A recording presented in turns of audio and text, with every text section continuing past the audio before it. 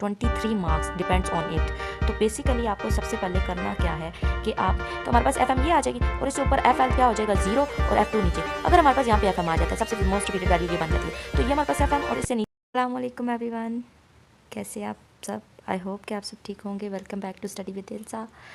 After long break we welcome back. Okay, अब हम 9 class की सीरीज़ में स्टार्ट करने जा रहे हैं कि हमने, क्योंकि पेपर्स में टाइम कम रह गया है, तो हम सारा करेंगे कि कौन कौन से चैप्टर जो है इम्पोर्टेंट है प्लस इजी हैं और उनमें से कितना पेपर आता है और कौन सी एक्सरसाइजेज या क्वेश्चन इंपॉर्टेंट है जो आपको समझने की ज़रूरत है। सिर्फ समझ लें तो उससे रिलेटेड कोई भी क्वेश्चन आता है तो आप उसको इजीली सॉल्व कर लेंगे। आज जो हम चैप्टर डिस्कस करेंगे वो है unit number 11, basically basic statistic, most easiest chapter of class 9। ये क्लास 9 का सबसे इजी चैप्टर है और इस चैप्टर में से आपका 3 MCQs आते हैं, लास्ट 3 MCQs आते हैं, MCQs number 13, 14 and 15। And basically इसमें से 3 आपके शॉर्ट क्वेश्चंस आते हैं। अगर मैं आपको ये दिखाऊं इनके पेपर पैटर्न, तो इसमें जो हमें बोर्ड की तरफ से गिवन है कि आपका MCQs नंबर 13 आता है mean median mode of a group frequency, कोई डिस्ट्रीब्यूशन होता है उस टाइप का आता है। फिर प्रोबेबिलिटी का आता है कि सिंगल इवेंट या इवेंट की प्रोबेबिलिटी जो है अकरिंग इवेंट की, वो हो सकता है कि कितना, मतलब कि प्रोबेबिलिटी का क्वेश्चन एक हो सकता है। और नेक्स्ट हमारे पास जो है इसकी लास्ट जो आता है वो है रिलेटिव फ्रीक्वेंसी से रिलेटेड या एस्टिमेटेड प्रोबेबिलिटी, जो हमने 11.3 में पढ़ी है वो। उसके अलावा शॉर्ट क्वेश्चन की तरफ आए तो हमारे पास इसमें हमारे पास ऑप्शन है क्वेश्चन नंबर 2 का जो 6 पार्ट है ना, उसका 11 सेकंड पार्ट जो होता है उसकी हमारे पास आ सकती है, वो आता है 11.3 से। बेसिकली ये हमारे पास प्रोबेबिलिटी का क्वेश्चन होता है, ठीक है। Probability total outcome favourable outcome divided by total outcome, means कि आपने प्रोबेबिलिटी बतानी होती है 11.3 सॉरी बेसिकली। और ये 11.2 है, एस्टिमेट प्रोबेबिलिटी बतानी होती है। और फिर हमारे पास वेटेड मीन मीडियन मोड जो है वो मीन वेटेड मीडियन और मोड वगैरह से क्वेश्चन आता है 11.2 से। ये हमारे पास आता है क्वेश्चन नंबर 9 का पार्ट 2, उसके बिहाफ पे दूसरी साइड पे 4 आता है। और लॉन्ग क्वेश्चन में अगर हम देखा जाए तो क्वेश्चन नंबर 5 जो आता है वो आपके पास आता है 11.2 से। या तो मीडियन आता है या मॉड आता है या मीन आता है। ज़्यादातर चांसेस मीडियन और मॉड के होते हैं। तो आज मैं बताती हूँ बुक में से भी कि आपको इसमें से प्रिपेयर क्या करना है कि आपके ये जो 23 मार्क्स का पेपर बन रहा है वो इजीली अटैम्प्ट हो जाए। सबसे पहले आपने एक्सरसाइज 1 की तरफ आना है। एक्सरसाइज 1 एज देखा जाए तो एज सच इम्पोर्टेंट नहीं है, लेकिन बेसिक स्टेप्स के लिए आपको पहले एक्सरसाइज 1 कर लेनी चाहिए ताकि आपकी अच्छी समझ बूझ हो जाए। एक्सरसाइज 1 में बेसिकली आपको बताया जाता है कि कैसे क्लास इंटरवल क्या क्या होता है, क्लास बाउंड्रीज़ क्या होती हैं और साइज़ ऑफ इंटरवल हम कैसे फाइंड आउट करते हैं, और किसी भी रॉ डेटा को हम ग्रुप डेटा में कैसे चेंज करते हैं या ग्रुप डेटा कैसे बनाते हैं। So all about these. And हमारे पास आता है हिस्टोग्राम और फ्रीक्वेंसी टेबल, और ये जो है पॉलीगॉन फ्रीक्वेंसी पॉलीगॉन जो है ये बेसिकली 11.2 में। 11.2 is not such important for लिहाज उसके लिहाज से, तो इसको आप एक दफ़ा समझ लें। उसके बाद आती है मोस्ट इम्पॉर्टेंट एक्सरसाइज, जो 2 एक्सरसाइजेज आपको बिल्कुल समझ के करनी है। 23 मार्क्स डिपेंड्स ऑन इट। तो बेसिकली आपको सबसे पहले करना क्या है कि आपने group median, ungroup median, group mod, ungroup mod और ग्रुप्ड मीन और अनग्रुप मीन के फार्मूलाज याद करने हैं और उनको समझना है कि ये फाइंड आउट कैसे करते हैं। मैं आपको सिंपल तरीका बताती हूँ। सबसे पहले तो हमारे पास है ये अर्थमेटिक मीन को सिंपली अर्थमेटिक मीन भी कहते हैं, तो कंफ्यूज होना नहीं है आपने। मीन बेसिकल होती है, एवरेज होती है सारी नंबर्स को हम सिंपल जो होता है हमारे पास अनग्रुप का होता है, उनमें जितने भी वैल्यूज़ होनी है उनको प्लस करते हैं, डिवाइडेड बाय जितनी वो वैल्यूज़ होती हैं उससे हम डिवाइड कर देते हैं, ठीक है। ये हम सिंपल होता है। और इसका ग्रुप डेटा अगर देख रहे हैं तो उसमें हमें क्या चाहिए होता है, उसमें हमें एक एक्स चाहिए होता है, एक एक्स्ट्रा वैल्यू। एक्स क्या होता है, mid values of these class marks. तो हमारे पास ये क्लासेस होती हैं, फ्रीक्वेंसी होती है, हमें एक्स चाहिए होता है। एक्स में क्या करते हैं हम, जो 2 हमारे पास क्लास इंटरवल 4 होता है उन दोनों को प्लस करके डिवाइडेड बाय 2 करते हैं, जो वैल्यू आती है वो लिखते जाते हैं, वो हमारे पास एक्स होता है। एक्स हमें चाहिए नहीं होता, हमें आगे चाहिए होता है एफ एक्स, क्योंकि हमारे पास फॉर्मूला क्या होता है, summation F X divided by F. तो हम एफ और एक्स को मल्टीप्लाई करते हैं, हमारे पास एफ एक्स आ जाता है, इन सबको प्लस करते हैं तो ये समेशन एफ एक्स आ जाता है। ये जो साइन होता है ये समेशन का होता है, ठीक है। तो अब हमारे पास फॉर्मूला क्या होता है अर्थमेटिक मीन का, या सिंपल मीन आप कह सकते हैं, summation F X divided by F. इन दोनों को डिवाइड करेंगे 29 आ जाएगा। सो बेसिकली आपके पास मीन का क्या फार्मूला है कि अगर अनग्रुप डेटा आता है तो जितनी वैल्यूज़ हैं उनको प्लस करके डिवाइडेड बाय उन पे नंबर जितने होंगे वो करेंगे। इफ़ अगर हमारे पास ग्रुप डेटा में मीन पूछ लिया जाता है या अर्थमेटिक मीन पूछ लिया जाता है तो आपने क्या करना है कि पहले एक्स निकालना है, जो क्लास बाउंड्री तीन की होंगे उन दोनों को प्लस करके डिवाइडेड बाय 2 करके। देखिए 10 और 20 को प्लस करेंगे 30 को 2 से डिवाइड करेंगे 15, 20 और 30 करेंगे 50 का हाफ क्या था 2 से डिवाइड करते जाना। सिंपल आपके पास एक्स आ जाएगा। फिर एक्स और एफ को मल्टीप्लाई करेंगे एफ एक्स आ गया। ये सिंपल हमारे पास मीन आ गया। उसके बाद मोस्ट इंपॉर्टेंट क्वेश्चन सिंपल, ये जो है हमारे पास मीडियन होते हैं मिड वैल्यू, बेसिकली वो ज़्यादातर एमसीक्यूज़ वगैरह में ये चीज़ आ सकती है कि मिड वैल्यू बताएं, तो उसमें आपके पास क्या आती है अनग्रुप्ड, ये जो ग्रुप डेटा होता है सिंपल, तो इसमें हमारे पास मीन वैल्यू होती है मिड वैल्यू अगर तो आपकी वैल्यूज़ अगर ये हैं ऑड तो आपके पास सिंपल जो फार्मूला था उनमें से लेफ्ट साइड फॉर एग्जांपल 9 है तो 4 इधर से कहीं 4 इधर से कहीं बीच वाली जो है वो मिड वैल्यू है वो मीडियन आ जाएगी। लेकिन अगर नहीं है तो हमारे पास बीच वाली 2 को प्लस करके डिवाइडेड बाय 2 से भी कर सकते हैं और हमारे पास ये जो फार्मूला होता है इसको प्रॉपर्ली यूज़ भी कर सकते हैं। nth बाय 2 वैल्यू लिखते हैं, हमारे पास nth वैल्यू होती है मतलब कि ये टोटल वैल्यू कितनी है वो हम लिखते हैं ऊपर और डिवाइड करते हैं 2 से, और फिर n+2 एन टोटल को +2 करके डिवाइडेड बाय 2 करते हैं। 5th वैल्यू और 6th वैल्यू होती है उन दोनों को प्लस करके हम डिवाइडेड बाय 2। सिंपल बात वही आ जाती है कि हमारे पास जो मिन वाली मेट वाली 2 वैल्यूज़ होती है उनको प्लस करके डिवाइडेड बाय 2 कर देते हैं तो हमारे पास वैल्यू आ जाती है। ये हमारे पास अनग्रुप है।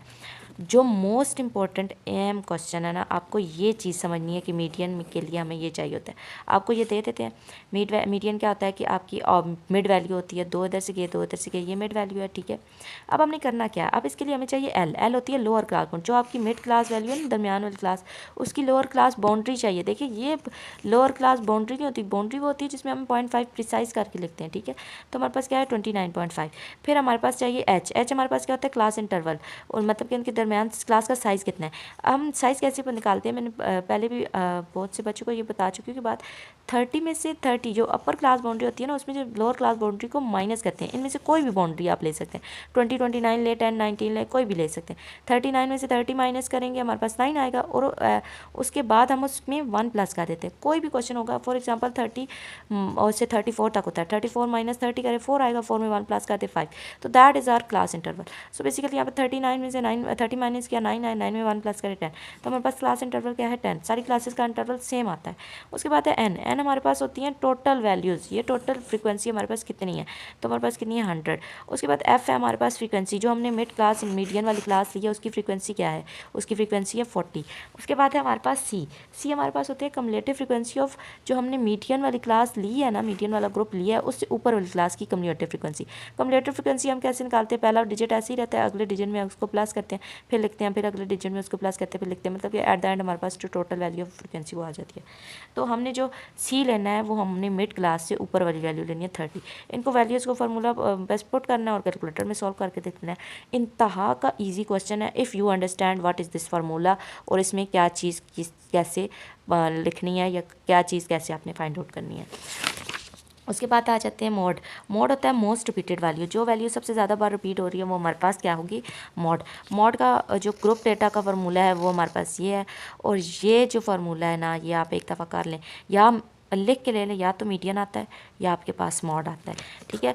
तो आप जो भी देखें, अब इसके लिए हमारे पास क्या आता है मोस्ट रिपीटेड वैल्यू। आपने पूरे इंटरवल में देखना है सबसे ज़्यादा बार किसकी फ्रीक्वेंसी ज़्यादा है, इस क्लास की फ्रीक्वेंसी सबसे ज़्यादा है तो ये हमारे पास क्या आ जाएगा FM।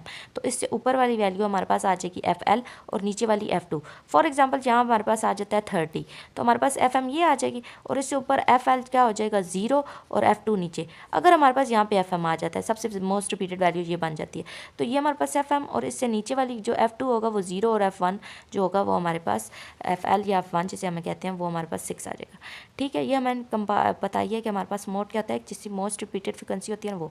बाकी एल तो आपको पता है, जो क्लास हमारे पास FM वाली होगी उसकी लोअर क्लास बाउंड्री होगी, मीन्स के ये वाली बाउंड्री नहीं 55, अगर 40 है तो 40 नहीं, 40 में से 0.5 माइनस करके 39.5 हमारे पास। और एच हमारे पास क्या होता है इन दोनों का मिड का गैप, 49 में से 45 माइनस करेंगे 4 में 1 प्लस करेंगे 5, तो हमारे पास इंटरवल क्या आ गया 5।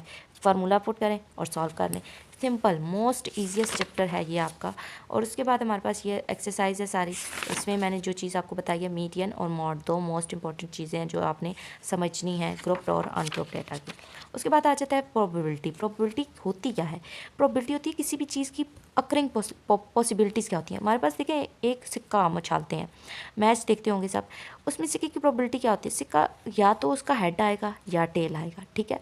तो दो पॉसिबिलिटीज़ हैं, तो हमारे पास होती है favourable outcome divided by total outcome. Total outcome उसके तो कितने हैं? 2। और उसमें मैं कहती हूँ कि अगर टेल की प्रोबेबिलिटी बताएं, टेल की प्रोबेबिलिटी क्या होगी? टेल या तो एक दफ़ा ही आएगा ना, 2 की प्रोबेबिलिटी है या तो हेड आएगा या टेल आएगा, मीन्स कि एक दफ़ा। तो फेवरेबल आउटकम क्या हुआ? 1। अगर मैं कहती हूँ कि हमारे पास एक लूडो का छक्का है, डाइस है, उसको रोल करें, तो उसको रोल करने की पॉसिबिलिटीज़ क्यों है? लूडो के छक्के कितनी साइड होती हैं? 6 साइड्स। तो बेसिकली टोटल प्रोबेबिलिटी कितनी बताई? 6। और मैं कहती हूँ कि अगर हम उसमें से इवन नंबर की प्रोबेबिलिटी मुझे बताएं, तो 6 नंबर में इवन कौन कौन से होते हैं? 2, 4 और 6। तो इवन नंबर की प्रोबेबिलिटी क्या होगी? 3/6। 3/6 को हम अगर करें 3 1 3 3 2 6। तो अकरिंग पॉसिबिलिटी या प्रोबेबिलिटी हम इसे कहते हैं। तो सारा क्वेश्चन आपका ये प्रोबेबिलिटी के बाद होता है। एक बैग में बॉल्स पड़ी हुई हैं, तो उसमें फॉर एग्जांपल वो कहता है कि आपके जो बैग में बॉल्स हैं, 3 रेड है, 2 ब्लू हैं और 4 ग्रीन है। 3 और 2 कितने हो गए? 5, 5 और 4 9, टोटल आ गए 9। उसमें मैं कहती हूँ अगर ब्लू की प्रोबेबिलिटी क्या है? ब्लू 2 थी तो 2/9 आ जाएगा। सिंपल प्रोबेबिलिटी आपकी ऐसी है। और उसके बाद एक और चीज़ होती है कि रिलेटिव हमारे पास एक्सपेक्टेड फ्रीक्वेंसी क्या होती है? रिलेटिव फ्रीक्वेंसी का भी मैंने बता दिया कि वो कह रहा है कि इवन 10 टाइम टॉस होता है, ठीक है। 6 और 4, ये 10 टाइम टॉस हुआ है, टीम मीन्स के टोटल क्या प्रोबेबिलिटी आएगी? 10। उसमें हेड कितनी दफ़ा आया? 6। 6/10 आ गया। इसको कैंसिल आउट सिंप्लीफाई कर लेंगे। 3 2 6 और 2 3 6 एंड 2 5 3/5 आ गई। तो वो कह रहा है गेटिंग हेड की प्रोबेबिलिटी बताएं इफ़ अगर हम टॉस करें, टॉस जो है वो उसको टॉस करें 520 टाइम्स। तो हमने सिंपल क्या करना है, जो हमारी प्रोबेबिलिटी आई हुई होगी उसको हमने 520 से मल्टीप्लाई करना है। कोई भी प्रोबेबिलिटी जब निकल आएगी तो रिलेटिव फ्रीक्वेंसी, एक्सपेक्टेड फ्रीक्वेंसी हमें क्या कहती है? जिसकी प्रोबेबिलिटी आगे वो आपसे पूछेगा, उसने आपने उसको उस चीज़ से मल्टीप्लाई कर देना है। सो बेसिकली चैप्टर 13 में हमारे पास यही चीज़ें थी। 8 मार्क्स के क्वेश्चन में आपके पास मीडियन या मॉड आता है। 4 मार्क्स के क्वेश्चन में आपकी भी प्रोबेबिलिटी आती है, रिलेटिव फ्रीक्वेंसी आती है। तो अगर आपको मतलब कि ये जो चैप्टर है ना आप कर लें, तो आपका पेपर जो है, पेपर के 22 से 23 मार्क्स जो हैं वो सिंपल हो सकते हैं। मोस्ट इंपॉर्टेंट क्वेश्चन है और पेपर है और ये चैप्टर है, और बहुत ही इंतहा का आसान पेपर चैप्टर है आपका। तो मेरी तो परफेक्ट ये है कि सारे काम छोड़ के पहले इस चैप्टर को तैयार करें इजी से, और फिर आप अपना जो काम अगला नेक्स्ट चैप्टर मैं आपको गाइड करूँगी कल, तो उस चैप्टर के बारे में भी हम अच्छे से पढ़ेंगे। तो इसकी 11.2 11.3 are the most important exercises, mean median लाजमी इसमें से कोई आएगा, प्रोबेबिलिटी को सीख लें और फिर ये आपके आगे भी सारे रास्ते आसान कर दी जाएगी। टिल देन अल्लाह हाफिज़। चैनल को सब्सक्राइब कर दें और थैंक यू सो मच। दुआ में याद रखिएगा। अल्लाह पाक आपको हमेशा खुश रखे। आमीन।